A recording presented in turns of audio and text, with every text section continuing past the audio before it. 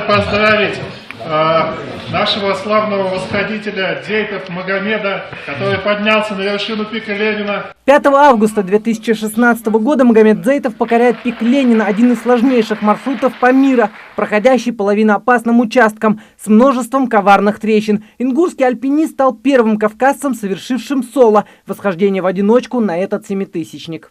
7134 метра. Соукузван акклиматизации на 6700 метров. Соседний говорят, а головян, я палатку кузвот это.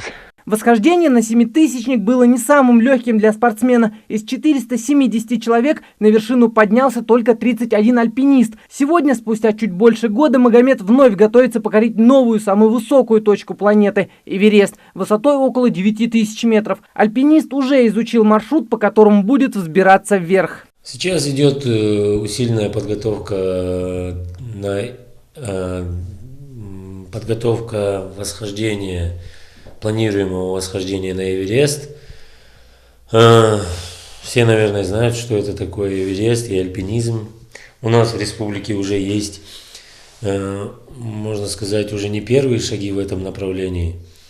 Мы смело и красиво движемся вперед. Вперед, и только такая цель у Магомеда – взойти на Эверест и поздравить жителей республики с 25-летием самой высокой точки земного шара. Такую миссию перед собой ставит альпинист. Так как есть опыт уже восхождения на семитысячнике, сейчас мы можем уже от чего-то уже отталкиваться. Есть база своя и есть свое представление о том, что нужно выбирать, как нужно выбирать, какие маршруты. Первым делом альпинисту необходимо собрать походный рюкзак, проверить все снаряжение, без которого просто не обойтись. Подъем и спуск по горному хребту занимает много времени. В рюкзаке не только все, что страхует альпиниста, но и согревает и кормит. Альпинистский канат 47 метров, кошки, карабины. Здесь каждое снаряжение альпинист тщательно проверяет, ведь от этого зависит не только успех в покорении Эвереста, но и жизнь самого спортсмена. Все это весит около 40 килограмм. Такой груз альпинисту приходится поднимать на вершину вместе с собой. Маска солнцезащитная, очки солнцезащитные, но отличие в том, что маску одеваем именно тогда, когда сильный ветер, чтобы он не задувал уже.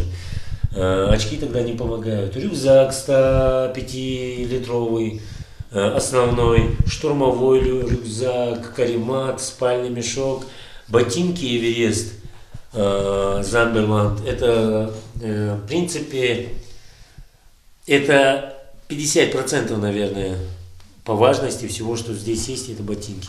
При восхождении могут возникнуть непредвиденные ситуации. Без этого редко обходится, поэтому все свое снаряжение Магомед каждый раз проверяет досконально. Жума, тоже пэцл. Французы придумали такую вещь. Это когда ты идешь по веревке, даже могу вам продемонстрировать. Он никогда не пойдет вниз. Даже если срыв, бывают моменты, когда срыв слишком большой высоты. Ускорение его срывает. Но есть другие моменты для этого. Магомед занимается альпинизмом около 7 лет. В прошлом году он стал лучшим альпинистом СКФО и мечтает, чтобы со временем ингушская команда покорителей вершин пополнилась новыми активистами. Руслан Албогачиев, Магомед Урусханов, Новости 24.